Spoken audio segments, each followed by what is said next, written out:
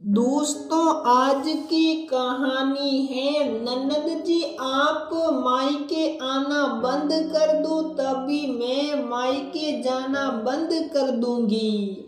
दोस्तों, कहानी शुरू करने से पहले अगर आपने हमारे चैनल को सब्सक्राइब नहीं किया है तो सब्सक्राइब कर लीजिए ताकि आपके पास पहुंचे हर नया वीडियो।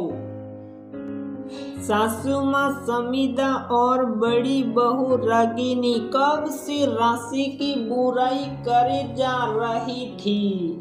न जाने मैडम जी कहाँ गई हैं। 1 घंटा हो गया। मम्मी जी सब्जी लेने गई हैं या अपनी सहेलियों से मिलने। रागिनी ने तंज कसा। राशि तनेजा खानदान की छोटी बहू खूबसूरत पढ़ी लिखी अपने पैरों पर खड़ी आज की लड़की। बेटे रणवीर की पसंद उसकी अरेंज मैरिज है। पति समृद्ध बिजनेस टूर पर ज्यादा रहते हैं और रागिनी को भी बहुत ज्यादा मोबाइल चलाना नई नई टेक्नोलॉजीज से परिचित होना नहीं भाता। उसे अच्छे लगते हैं टीवी सीरियल और अपने मायके वालों से गप्पे मारना। दूर शहर की है रागिनी तो पहले बाजार के जो काम नौकरों के भरोसे होते थे उनकी जिम्मेदारी अब आ गई लोकल वाली बहू यानी राशि के कंधों पर। दोनों देवरानी जेठानी की शादी में भी बस 3 साल का ही अंतर है। इसलिए सासू प्रिया बनने की होड़ रागिनी में ज्यादा ही रहती है। उसे लगता है जो जग मैंने 3 सालों में बनाई है वो पति प्रिय लोकल वाली बहू न सीन ले और कहीं न कहीं ये तो रागिनी भी जानती थी कि राशि उससे हर काम में 2 कदम आगे है। शायद इसीलिए 24 घंटे सासू माँ के कान भरती रहती थी राशि के खिलाफ। फिलहाल सब्जी फल फूल और घर के अन्य सामान के साथ दोनों भरे हाथों से राशि अंदर आती हैं। बड़ी देर लग गई। बहू मायके चली गई थी क्या? समीदा ने सास होने की भूमिका निभाई। मम्मी जी जाना तो था पर बिग बाजार में मेगा सेल देखकर मैं किचन की शॉपिंग में ही लग गई। जो बिल 8,000 का बनना था वह 5,000 का ही बना और एक्टिवा में सब सामान भी आ गया। राशि भी कोई सीधी सादी चुप रहने वाली बहू नहीं थी। सास के ताने को समझ जवाब देना बखूबी जानती थी। रुपयों की बचत किसे अच्छी नहीं लगती। तो इतनी देर की रागिनी की मेहनत बेकार चली गई क्योंकि सासू माँ का गुस्सा तो लोकल वाली बहू पर निकला ही नहीं।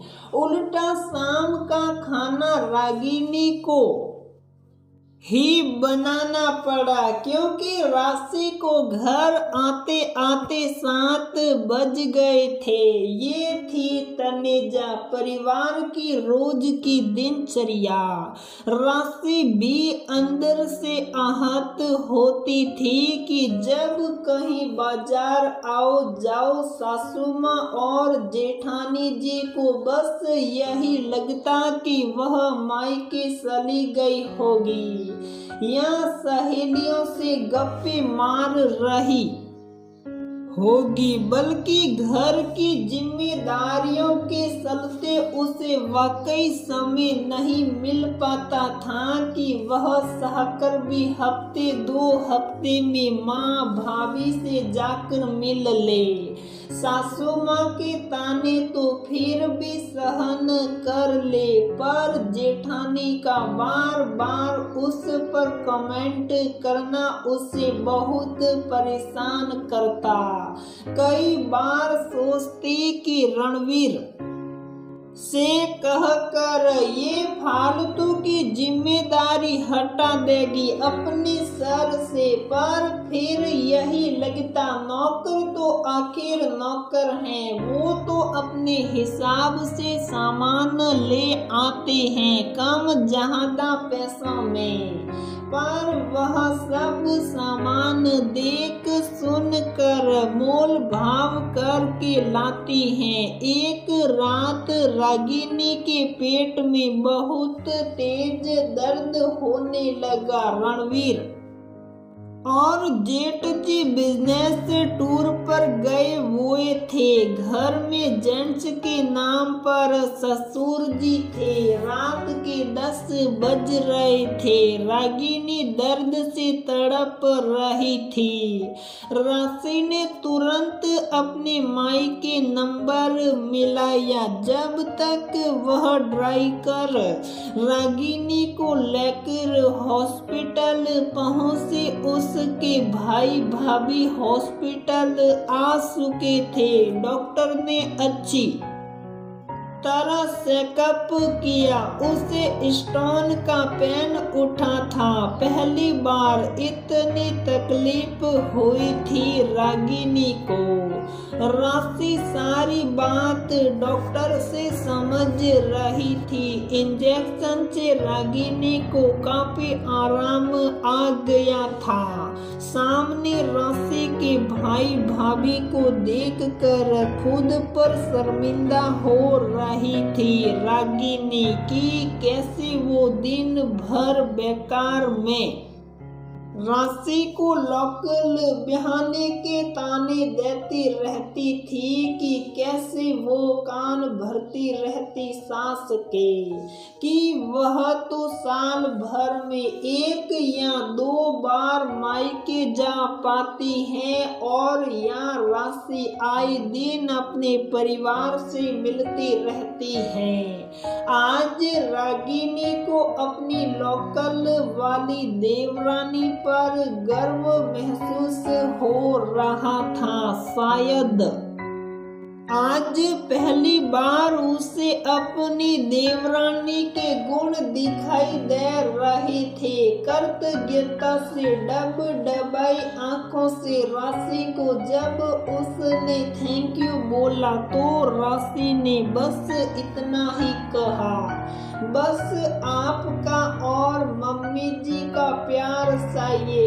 इस लोकल वाली बहू को लोकल वाली बहू, हाँ भाभी, ससुराल में मेरा निक नेम यही है। रागिनी जहाँ शर्मिंदगी वाली मुस्कान मुश्किल ला पाई, वही राशि और उसकी भाभी जोर जोर से हंसने लगी। राशि, हाँ भाभी, कितनी बार मैंने आपको और मम्मी जी को अपने लिए यही कहते सुना, पर उम्मीद है अब मैं राशि नाम से पुकारी जाऊंगी। नाम है तो लोकल वाली बहू ही कहूंगी। पड़ोस वाले भैया के साथ हॉस्पिटल आई। जब सासू माँ ने ऐसे कहा तो सारे एक साथ हंसने लगे। क्या आपके साथ भी कभी ऐसे हुआ क्या? आप भी अपनी देवरानी, जेठानी या नंद के लोकल होने का उलाहना के रूप में लेते है?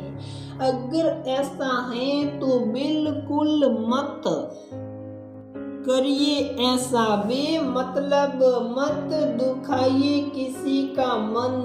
पता नहीं कब कौन कैसे काम आ जाए।